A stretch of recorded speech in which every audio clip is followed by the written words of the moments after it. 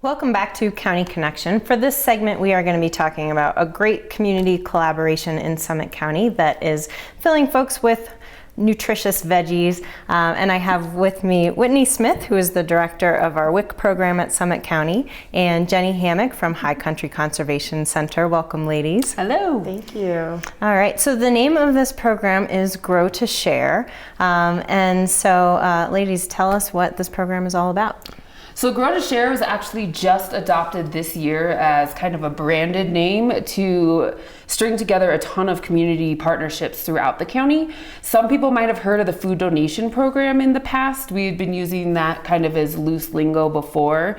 And really what it is it's a partnership between High Country Conservation, Summit County Public Health, FERC, all sorts of community members, the community gardens, and we're trying to put more fresh produce into low-income families' hands.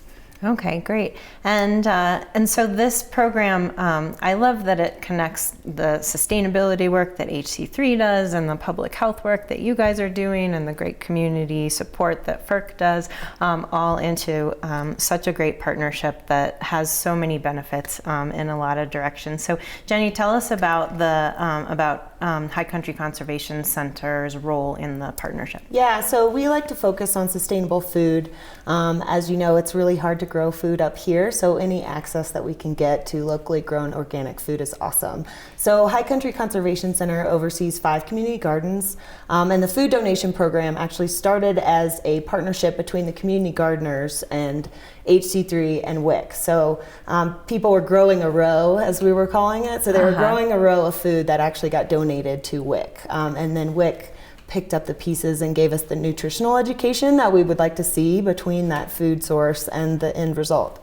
So we have 5 community gardens. We also have a small farm share program that we're actually expanding. We like to donate as much food as possible to the WIC. So extra food, any gardeners that have excess, we give them the opportunity to fill up a bag, write the name, date, and type of food that it is, and then we deliver it to WIC. Excellent. Yeah, it's awesome. And Whitney, tell us from the WIC perspective how families who are involved in WIC access and get involved in the program. Definitely. So WIC, we actually do one-on-one education with all of our families. So in order to be on the WIC program and receive the WIC benefits, you not only come in and get your benefits, you get stuck talking to me or another nutrition professional and they have to get nutrition education. And WIC has actually had a plot in the community greenhouses for a number of years.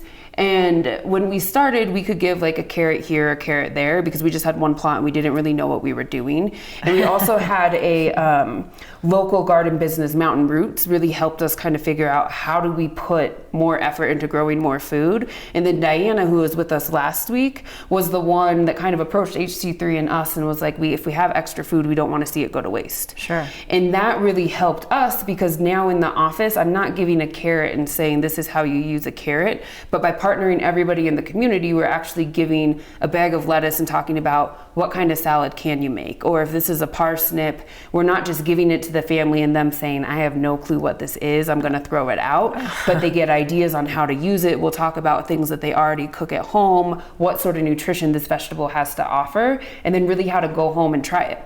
And we also educate that it's okay if you don't like it, but this is a way that you can try it if you want to, and so that we're hoping that this extra produce isn't going to waste and we're really getting it in the hands of people that could use it. Right. And one of the really fun aspects of this program is some of this education work that you're doing can actually take place in the gardens themselves. Definitely. And so tell us a little bit about that.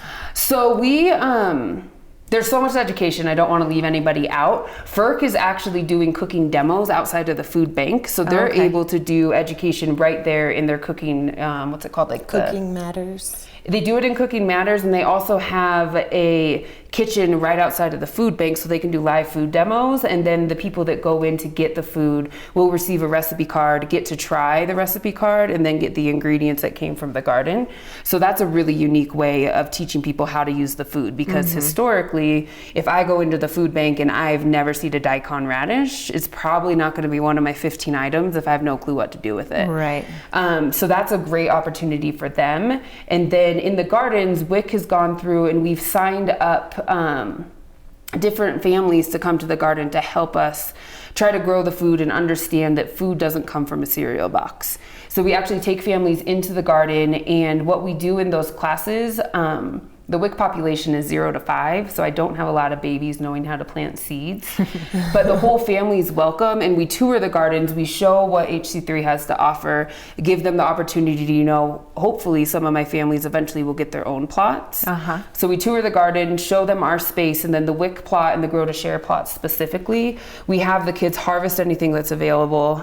We talk about how you harvest, what part of the plant you can eat, other parts of the plant that they might not know that they can eat, and then at the end of the class we have them plant a window box. HC3 has donated containers, seeds, compost, so we'll actually give them something to take home and watch grow, and talk about how all you need is soil, air, and water. Yeah, and we have a really great collaboration with our interns too. So we kind of cross-pollinate our interns. Great. Some of our interns have been a part of teaching those classes. And it's just kind of evolved. And actually, there are a number of plot holders that were WIC participants in the program last year that did convert and get their own community plot this year. So it is really good to see that conversion rate and people starting to get their hands dirty and getting that fresh organic produce. So it's really awesome. That is awesome.